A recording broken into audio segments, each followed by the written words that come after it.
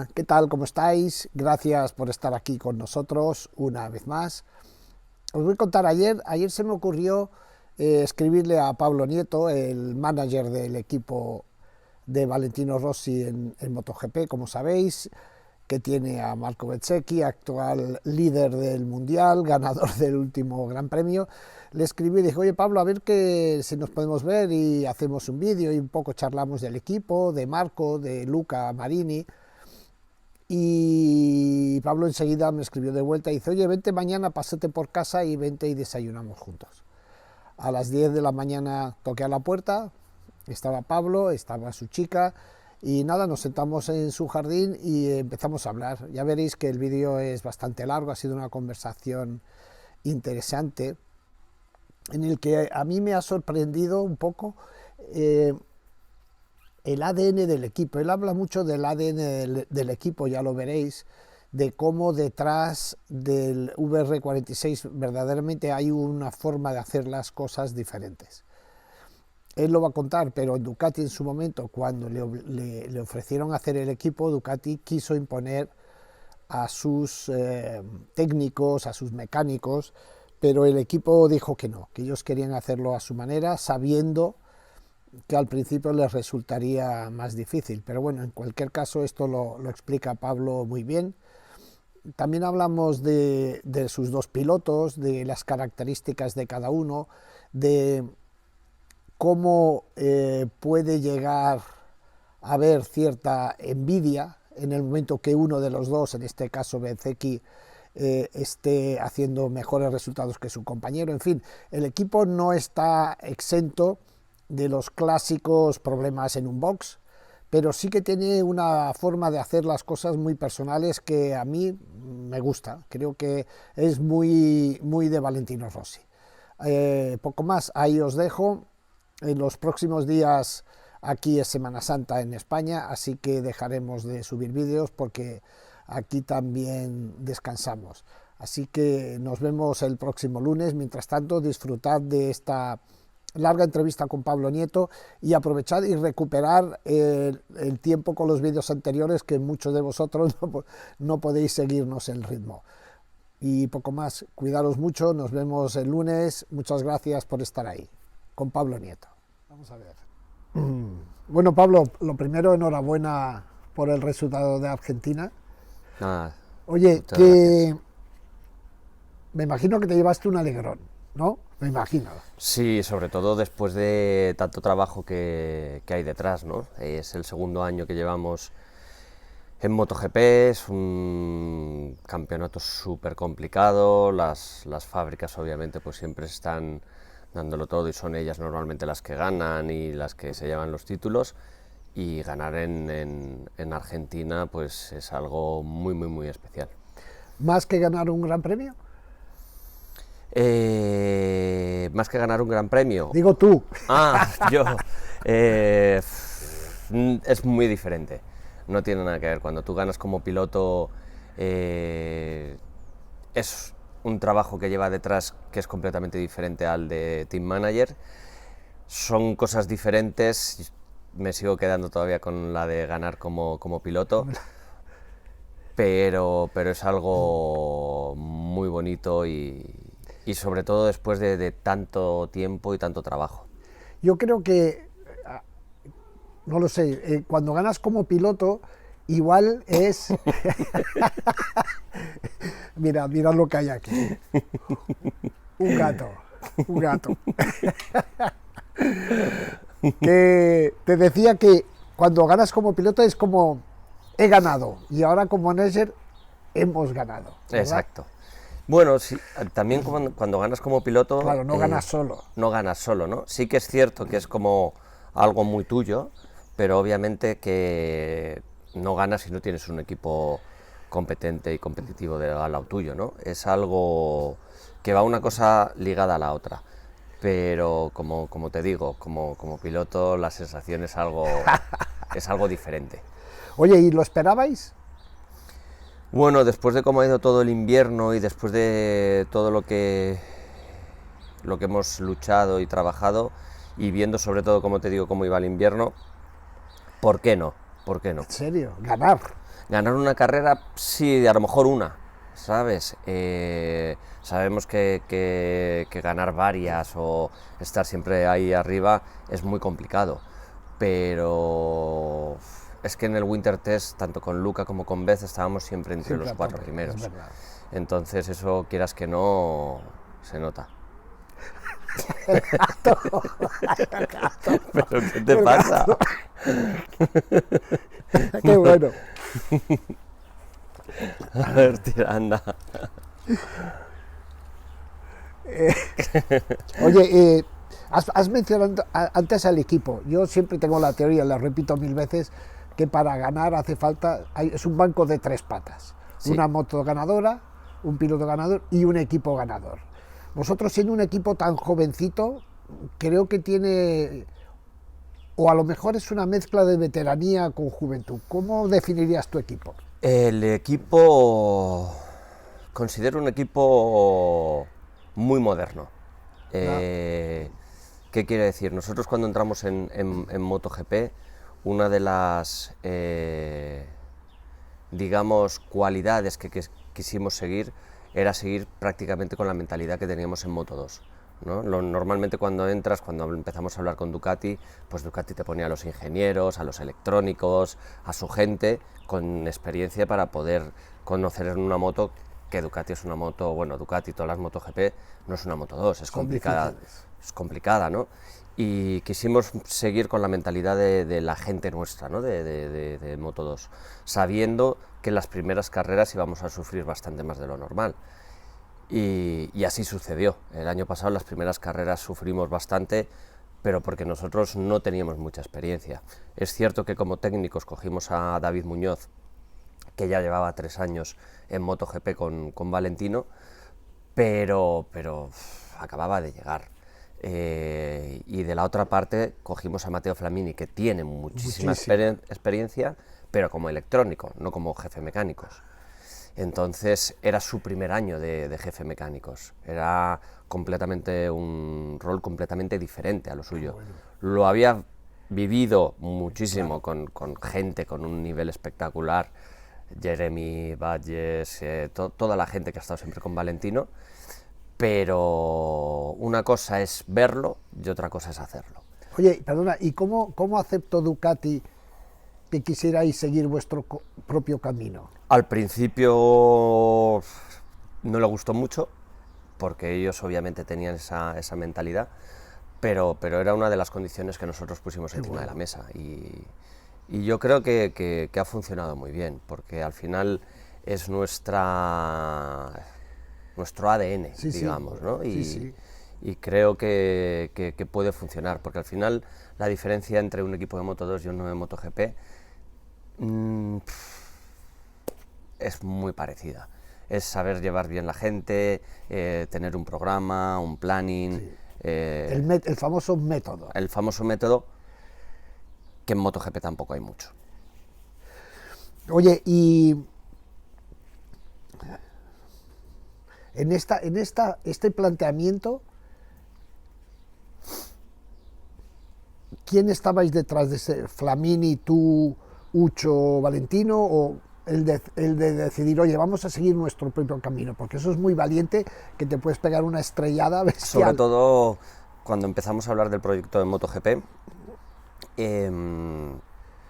tuvimos como un año de que estábamos pero que no estábamos, que fue cuando Luca Marini hizo su primer año en MotoGP. Correcto. Con el equipo de Avintia, pero con los colores nuestros. Ajá. Entonces ahí era un equipo gestionado por Raúl Romero y Rubén Chaus, pero estaba yo ahí dentro observando.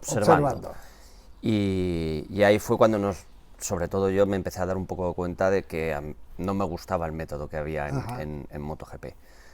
Y empezamos a hablar, sobre todo Ucho y yo, de cómo queríamos llevar el equipo, ¿no? Una vez que más o menos teníamos en la cabeza la idea, hablamos con Vale, y a Vale le pareció estupendo y tiramos para adelante. Qué bueno. Qué bueno ser valiente de coger otro camino, ¿eh? Yo creo que es al final... Porque como si te sale mal, te dirán... Sí.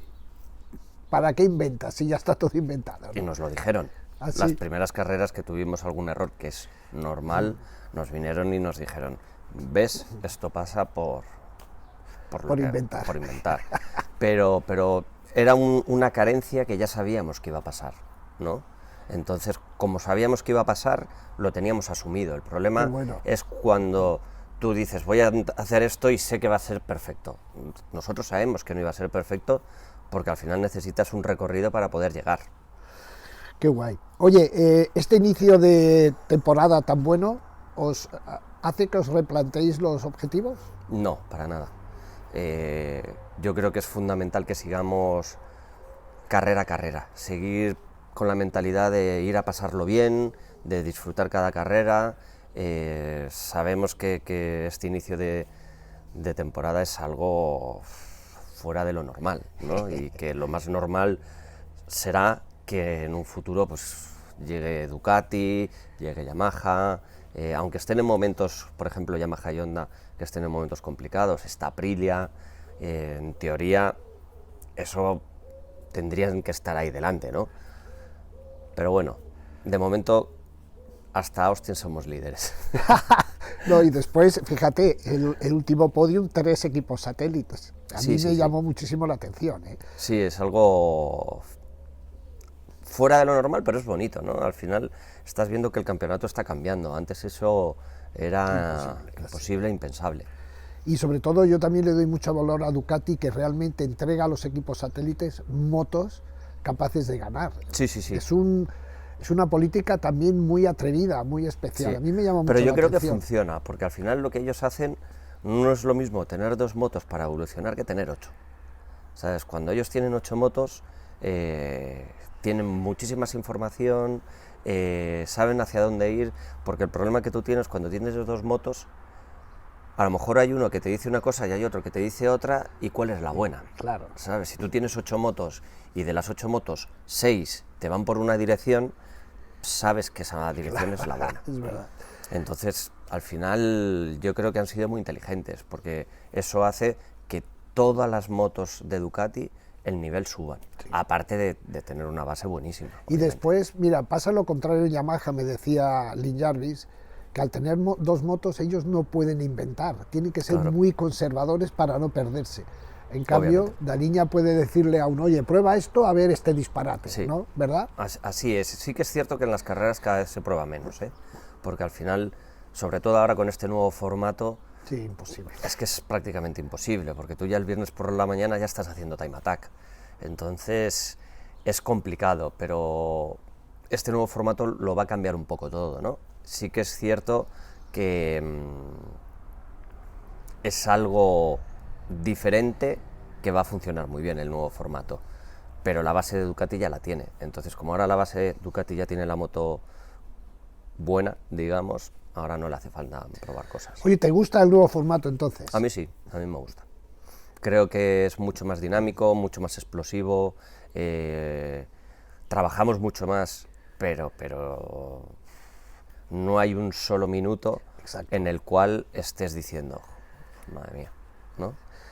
Lo que pasa es que yo veo que la combinación es perfecta, porque las sprint race o las sprint es mucha intensidad y la carrera, como la del domingo, da tiempo a que recupere un tal Zarco. Exacto. Entonces, el campeón que salga al final del año, para mí será más completo. Sí, es el que sea más regular. O sea, la regularidad en este momento, en este formato, lo es todo. Sí que es cierto que, viendo estas 2 carreras que hemos hecho, la sprint race, digamos que es a lo largo del año, bajo mi punto de vista, será un 30% de importante. Ajá. Porque al final no son muchos puntos. Claro. ¿Sabes? Es verdad, es más el espectáculo, ¿verdad? Es más el espectáculo, pero a la hora de la verdad no es lo mismo que hagas un 0 en un sprint race a que lo hagas un domingo. Correcto. Oye, a nivel de competitividad, ¿cómo has visto este inicio de temporada? Las Ducati han estado ultra competitivas en agua, en seco, en 2 circuitos muy diferentes. ¿Cómo lo ves tú desde tu punto de vista? Veo que Ducati ha hecho una moto muy equilibrada. Antes siempre se hablaba de que la Ducati corría mucho, pero que luego en curvas no iba bien. A día de hoy la Ducati va bien en cualquier Lo hace todo situación. bien. Sí, ahora mismo sí. Qué bueno. ¿Y a la competencia? Veo, hablando de dificultad, Honda las veo las que más problemas están teniendo, seguido de Yamaha, KTM y Aprilia. Háblame de Bezzecchi, el piloto de moda. Es un piloto con muchísimo carisma, que se hace querer, que es el capitán de su equipo, que eso hace muchísimo. Y Siendo tan joven. sí, es increíble. Es un piloto que cuando vamos a cenar, hasta que no llega todo su equipo, él no cena, vámonos a cenar allí, vamos para allá, él siempre quiere estar con su gente. Qué bueno. Y eso, quieras que no, se agradece muchísimo. Es algo que los mecánicos lo notan. Y cuando hay algún problema, si un mecánico se tiene que quedar hasta las 2 de la mañana, se queda sin ningún problema. O sea, es de los que hace que se pongan la camiseta, ¿no? De él. Sí, a pero tope. vamos, 100%. Su jefe de mecánicos. Mateo, una persona con una experiencia espectacular en MotoGP, con muy poca experiencia como jefe de mecánicos, pero que sabe lo que hace. Creo que cuando hablamos con él y le comentamos que iba a ser jefe de mecánicos a mediados del 21, al principio se quedó un poco sorprendido, pero lo cogió con unas ganas espectaculares.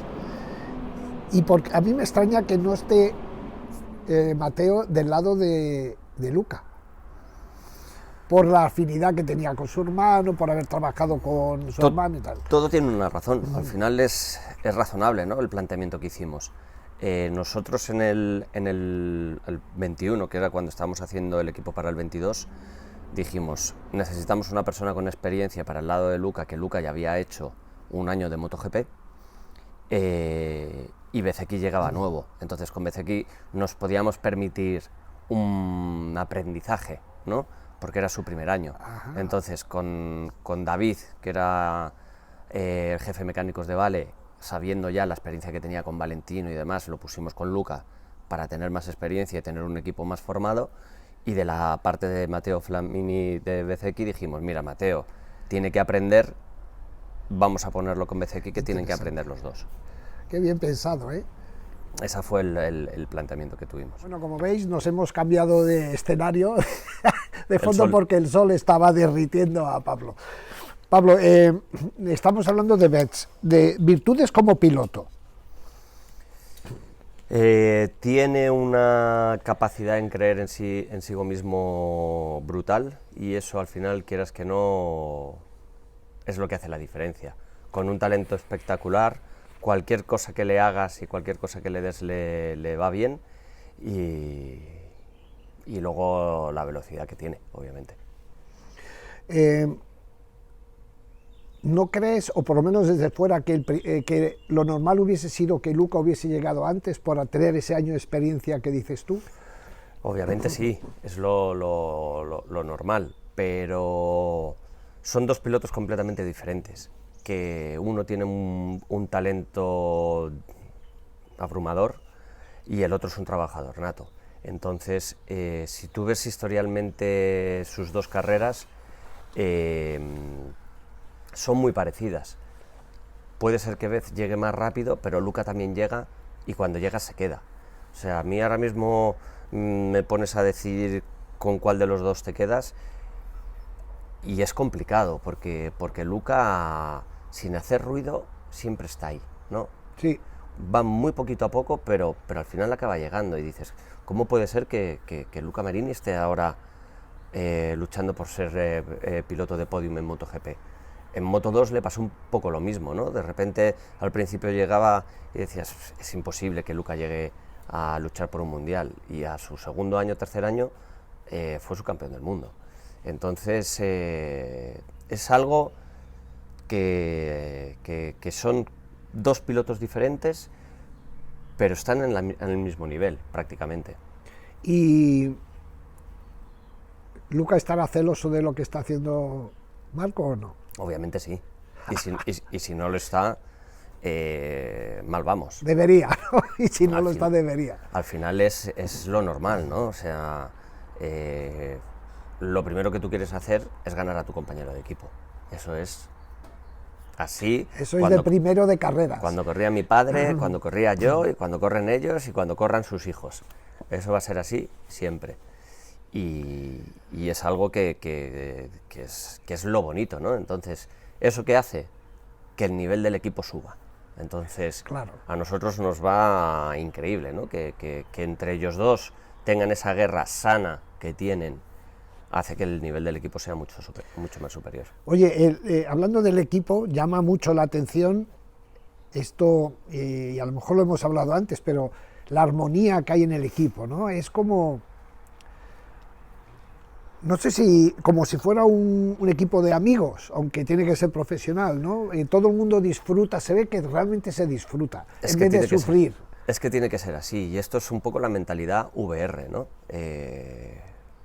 Tenemos un ejemplo abrumador, que es el ejemplo de Valentino Rossi, ¿no? Valentino Rossi, cuando corría en moto, se lo pasaba bien, y al final este equipo lleva su ADN, y es una de las cosas que es fundamental, ¿no? Pasarlo bien. Yo no sé si te va a molestar ahora el sol otra vez. No, a mí me da igual. Sí, ¿Y en la cámara? No, porque estoy empezando a ver que está empezando a... Sí, no, de momento está bien. Vale. Oye, ¿y ese ADN quién lo inyecta?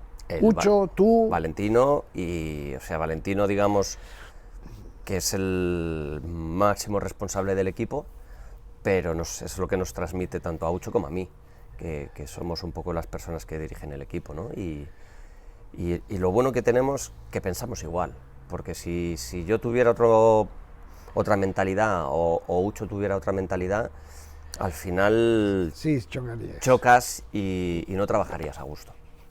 Qué bueno, porque además escuché a Betts, porque es algo que a los periodistas nos obsesiona. ¿Has hablado con Valentino? ¿Has hablado con Valentino? Y él dijo que antes de la carrera había hablado con él y que le dijo no sé qué, no sé cuánto. Pero entonces esa comunicación, porque por otro lado los que conocemos a Valentino tantos años, Valentino va un poco a su bola, ¿no? Él hace las cosas que le apetece y me parece muy bien. Entonces, sí, a veces yo he llegado a pensar que el equipo pues lo tenía como lejano, pero cuando oyes a los pilotos, realmente hay una comunicación constante con él. Sí, es que la hay. O sea, es una persona que se preocupa muchísimo del equipo. Sí. Y él quiere estar al tanto de todo. O sea, realmente todos los días, después de cada entreno, antes de cada entreno, cuando hacemos alguna reunión importante y demás, Ucho le reporta a Vale. Qué bueno.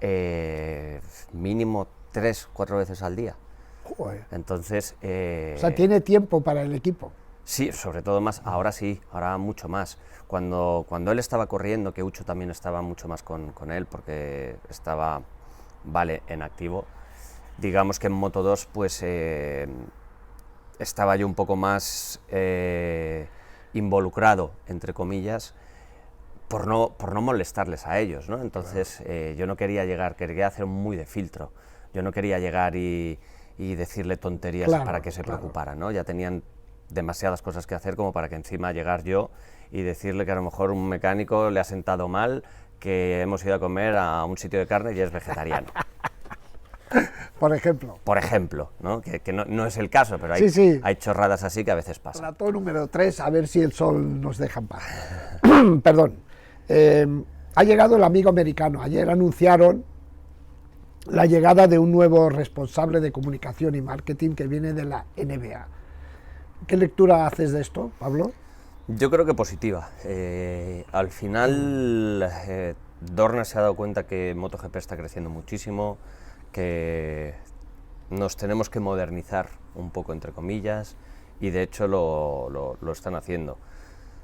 Yo creo que la llegada sobre todo de Carlos Ezpeleta hace unos años al puesto que tiene ahora, ha cambiado un poco la mentalidad de MotoGP, ¿no? Y él también tenía una adaptación que hacer cuando llegó a ese puesto. No era complicado porque es una persona muy joven, muy preparada. Yo creo que es una de las personas que ha entrado a un puesto estando ya muy preparado, aunque fuera muy joven. Y se han dado cuenta que a lo mejor necesitaban ayuda un poco externa de lo que es España. Y el mundo de las carreras en general es muy conservador. En general, parece una contradicción con la tecnología y entonces Sí. la gente tiene miedo de los cambios, ¿verdad? Sí, y yo creo que hay que hacerlos, más que nada porque, por ejemplo, hoy en día está el tema de las redes sociales. O sea, tú hablas hace 10 años o 15 años de las redes sociales, de los chavales que solamente ven las redes sociales y que no iban a ver otra cosa, y dices, ¿cómo puede ser? ¿No? Pues esto es así, y hay que adaptarse a lo que viene, lo que va viniendo. Para no quedarse atrás. Exacto. Dos cosas más. Una,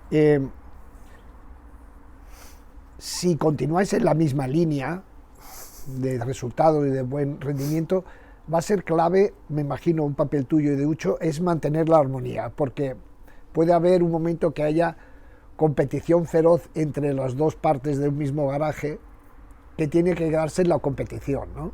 Por ejemplo, pregunto ahora, Marini y Bezzecchi no van a cenar juntos, cada uno va por su lado. Bueno, a veces sí, a veces no. O sea, depende, a lo mejor hacemos una cena de equipo y vamos todos, y se sientan los dos juntos al lado, pero a lo mejor de repente un día a Beth o a Luca le apetece hacer una cena solamente con su equipo y se van ellos, pero sí que es cierto que a día de hoy hay una armonía espectacular. Me encantaría que esa armonía fuera complicada, porque eso quiere decir que los dos están luchando por algo importante. Entonces, ya nos encargaríamos Ucho y yo de gestionarlo lo mejor posible.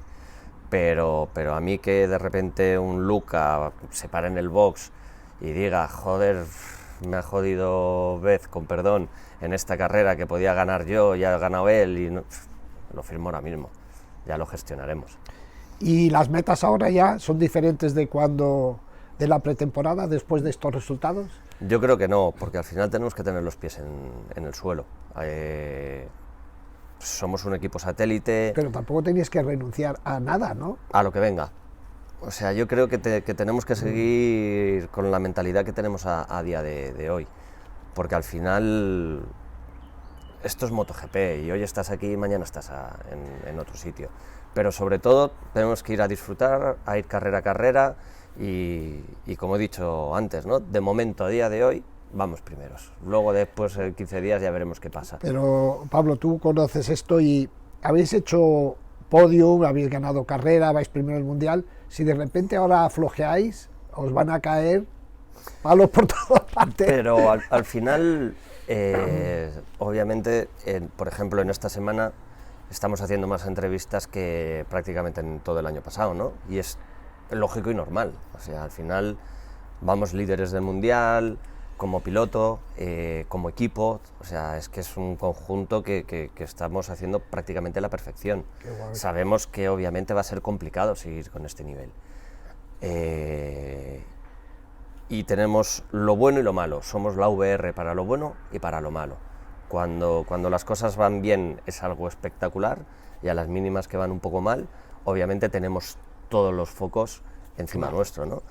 Pero es una presión que sabemos gestionar, y eso es algo importante, porque al final lo importante es estar ahí, que la gente siempre te siga y que sean críticos cuando tienen que serlo, o que te apoyen y te ayuden en los momentos que tiene que ser. Bien, para terminar, Vietti y Fantic. ¿Tú estás también pendiente de Vietti o es algo que te has desenganchado ya? Es la Academy, o sea, estamos pendientes como Academy, pero no como equipo. Fantic ahora mismo gestiona al 100% ese equipo. Nosotros, pues el año pasado llegamos a un acuerdo con ellos, en el sentido de que el acuerdo era que se tenía que llevar todo el equipo técnico, porque era importantísimo. Ah, es vuestro. era el que nosotros teníamos, que ahora está cedido a Fantic. Era importantísimo para que Vietti consiguiera tener el mismo equipo y poder luchar por el campeonato.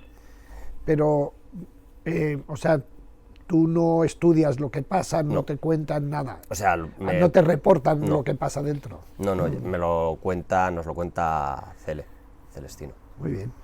Pues nada más, Pablo, mil gracias una vez más. Gracias a vosotros. Y nada, después de tantos cambios de escenario, y que os vaya muy bien. Tenéis ahí 2 pilotos además que molan mucho. Sí, son la noche y el día, pero al final llegan al mismo punto. Que pero son muy cercanos, son muy gente, ¿verdad? Sí, muy profesionales. Yo tengo que decir que de los años que llevo en la Academy, son de los 2 pilotos que más me ha gustado trabajar con ellos. Oye, perdona, por cierto, en la Academy tenemos a Mórbido, tenemos a los tuyos, hasta Peco. ¿La relación sigue siendo igual o ya están a un nivel que no podemos ser amigos? Es normal, ¿no? Sí, son amigos. De hecho, Peco, sobre todo, que es Ducati, después de cada entreno pasa por nuestro box. Qué bueno. Y se habla y se comenta, y tú qué has hecho ahí, y eso es algo que a mí me enorgullece, porque al final con Peco trabajé 2 años, ganamos el Mundial juntos, le he visto ser campeón del mundo de MotoGP.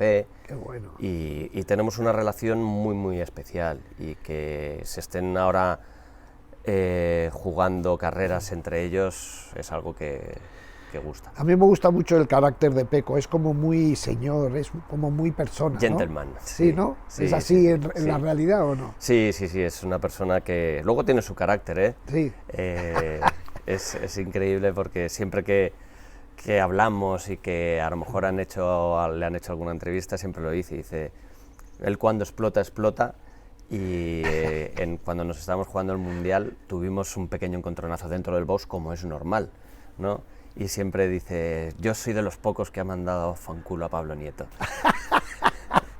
y es verdad, o sea, hubo un momento de tensión cuando nos estábamos jugando el Mundial con Oliveira en Australia, que justamente esa carrera no fue muy rápido y demás, y en el box ahí con toda la tensión de todo, y me dijo, fanculo.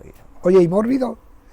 Mórbido es una persona muy tranquila también, muy educada, me gusta mucho también como persona. Creo que no lo ha pasado muy bien estos últimos años, un piloto que ha sido subcampeón del mundo en MotoGP. Correcto. Que tiene un talento espectacular, pero que desgraciadamente en los últimos años ha sufrido un poquito más, pero para mí yo creo que es uno de los pilotos bien gestionado y con una buena moto, porque a día de hoy la Yamaha estamos viendo que están sufriendo un poquito más. Creo que es un piloto para luchar por el Mundial. Muy bien, nosotros también. Hasta luego, Pablo. Gracias. Chao, chao.